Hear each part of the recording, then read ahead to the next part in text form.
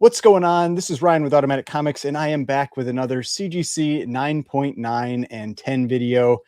Some of you have noticed I have not posted a video for about 3 weeks. Appreciate the comments asking, making sure everything's going okay. Sometimes you just need a break, and we've got the Olympics. It's all fun to watch, all that kind of thing.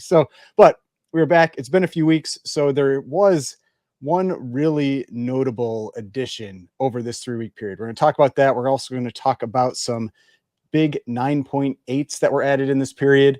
Let's get into this.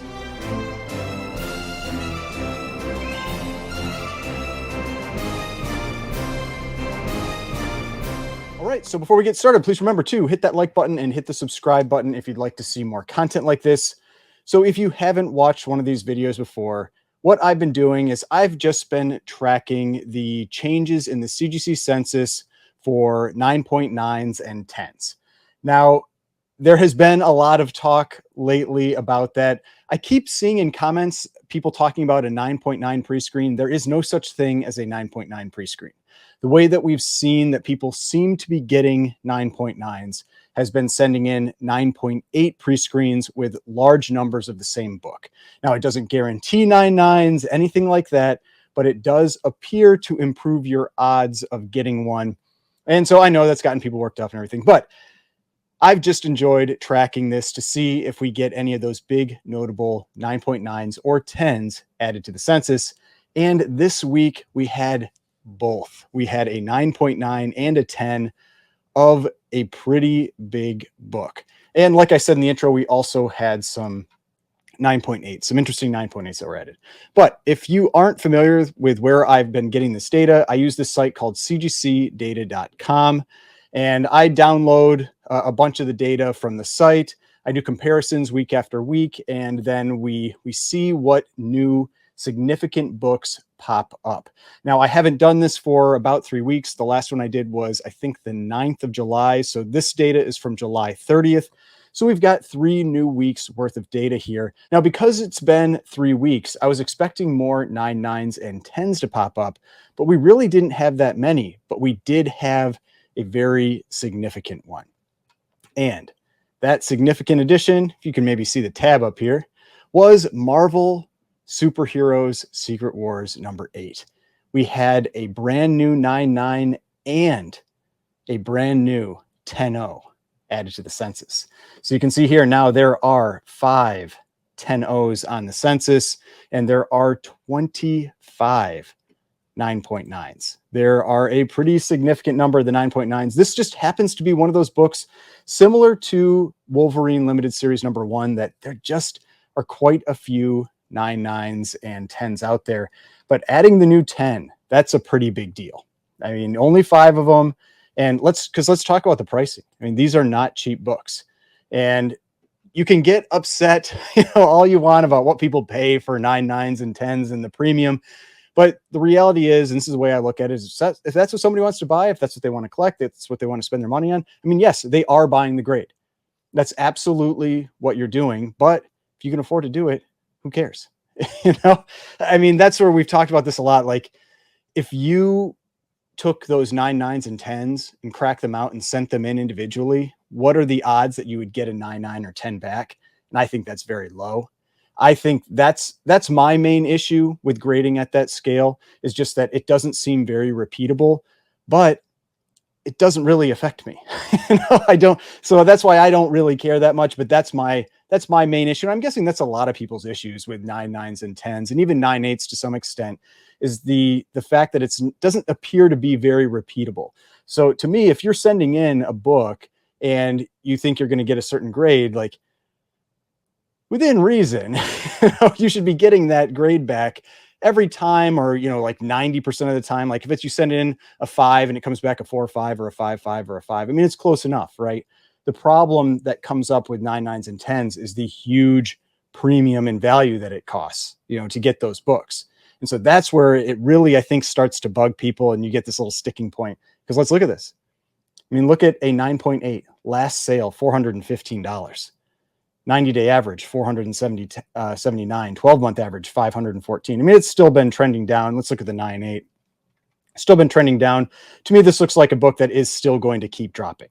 it feels like it's still way too elevated from where it was prior to the comic boom when this book was, you know, like $250. I remember buying a 9.8, I think in 2019 for like 190 and struggled to sell it for like 250. So, I mean, that is what it is with that book. And I wouldn't be surprised if this book drops back down to like 300, 250 to 300, but it's still trending down. But then look at the last 9.9 sale. And I think there might have been one on Comic Link, but I just don't remember, and they don't get pulled in here. Last 9.9 sale, 10,800 in 2024. Last 10.0 sale, 14,000 in 2019. So that's one of those things. Let's look at what's the multiple there. So in 2019, a 9.8, like I just talked about, was going, you can see this, like around 200 to 250 bucks. So going for $14,000, what's that, like 60x, something in that range, around 60 times the price. The 9.9 right now is going for around 25 times the price. And so this, I mean, this could be maybe a $20,000 to $25,000 book. In the 10.0, the 9.0, maybe it's a 9 to 10,000. I wouldn't be surprised if it dropped a little more. You know, so let's say the 9.9 is 8 to 10 and the 10.0 is like 25,000. That was a huge submission for whoever, assuming it came back in one, which we don't know. It's possible these were separate, but let's assume it came back in one submission, which I know that you can't necessarily make that assumption. But that was big. You know, that is a big adjustment to this book. So again, this is one of those things I've been talking about where if you have 9.9s and 10s, these high dollar books, I'm not necessarily saying that CGC has changed their grading, because I don't really think they have. I mean, seeing Matt Nelson talk about this, I don't see this as CGC changing their grading. I see this as they are looking for these books again. I think they really took a break from looking for these books after about 2012. And it does appear, like, for the most part, I mean, they would still trickle in, but it does appear that they're looking for them again. And it could be for, you know, for money reasons, because they can get more money on fees, but I don't think they're changing their grading. I just think that they're looking for them now. And that just means that they are more likely to pop up. And so that means that the values of those books are likely to come down. Not necessarily the older books like the Silver Age, that kind of thing, where it's going to be extremely rare to get one anyway. But copper, I mean, late bronze, copper, modern, you know, what, that era, those are the eras that I would be nervous about the values of those books over the next maybe 5 to 10 years. I just think that they're going to pop up and they might push down the prices. So just something to think about if you own them. Now, there were a couple other older 9.9s that were added, one from 1990 and one from 2004. These are books that don't really have a lot of value. It was like Give Me Liberty #2. We had a new 9.9 pop up. That's this book right here. You can see there's one sold. Let's see, that was a 9.8 that went in 2019 for $39. I mean, this is a book where I could see like a 9.9 is maybe $100, $200, something like that. It's not going to be a big dollar book. The other one was Michael Turner's Soulfire #1. And this was the Virgin edition. And so this one, let's see if we can find that one, because they have it down in the variants here. I believe it's probably this book here. And there's no history, or there was a history of a 9.8 for $55 in 2020. So again, this is the type of 9.9 probably worth $150, $200. Not something that's going to be a big deal out there with the values of the books. There was one other 9.9 that was pretty significant that got added, but I talked about it in the prior video, and there were a ton of them again that got added. This is The Last Ronin #1. Now this one's a little more modern, so this doesn't get caught in the CGC 9.9 and 10 tracking. So the CGC data, this 9.9 and 10 tracking, it's under this little link here. This let's go back here. So this CGC 9.9 list, if you click on that, you can see the totals of the 9.9s and 10s for that week. And so what I do is I just kind of do a comparison between these week after week, and that's how I track that. But this only goes up through 2010. So if you have something that's newer than that, it's not going to get pulled in here. So there's another way that I can get that by pulling in the most graded books And so that's where I saw the Last Ronin #1 again popping up there. And we had in the last 3 weeks 22 new 9.9s. So there were already 535. We added 22 more. Well, I guess there were 513. We added 22 more. So, I mean, that's why this one, you got to be careful what you're paying for this book. I mean, going for $600 right now in a 9.9, and these are just coming in at a rate of what, 7 to 10 a week. And we even had another new 10.0 of this book. There are 36 10.0s on census. So there were 35, now there's 36. Last sale, June, $1,500. I mean, I just got to tell you, be careful with this one. Like, there are a lot of these. It is a square bound book. I talked about it in the last video. I would wait for this thing to calm down if you're paying this kind of money for this book. I mean, let's look at the trend for the values in the 9.8. I mean, it's going up right now. I mean, this before that, I think it was the announcement of the live action movie. This is a 9.8 was going for around $150, like $150. Now that 9.8 is up at 300. It's about doubled. And so just be careful with that. I could see this one definitely correcting. So those are the big 9.9s and 10s that were added. Like I said, there were also some pretty significant 9.8s that were added again. So again, I've talked about this one before, and we are just still seeing a good number of these books pop up.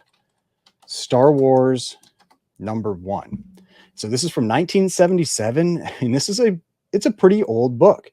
I mean, this is a book now that's 47 years old. And in this last 3-week period, we had 14 new 9.8s added to the census. There are 1,033 9.8s. And it just means that they're very likely to come up for sale. And when these books come up for sale at that high of a rate, then you are fairly likely to have the prices drop, because there's only so many copies that the comic market, that the buyers, everything can absorb. And you're just going to see this trend continue to go down. I mean, just look at that. Like, prior to the comic boom, this book was like $1,000, $800 to $1,000. And it's still selling around $3,000, $3,200. I see this book still dropping. I would, again, be very careful with this book, especially in a 9.8. It's possible that other grades that I'm not talking about here have already corrected a lot and they're back to where it's safe to buy. That's totally possible. But at least in a 9.8, I would not be buying this book. I'd be very careful. Star Wars #1, 9.8. Now, another one that had pretty significant jump in the last 3 weeks was X-Men #101.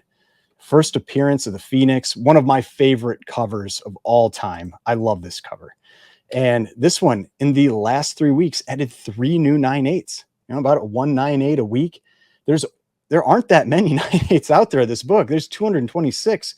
So adding 3 new copies, one a week, that's pretty significant. Now, I don't know if that's sustainable, if this is just a fluke, or a short-term blip of, increase in the number of copies of this. But this, again, is not a cheap book. I mean, look at the 90-day average, $5,400.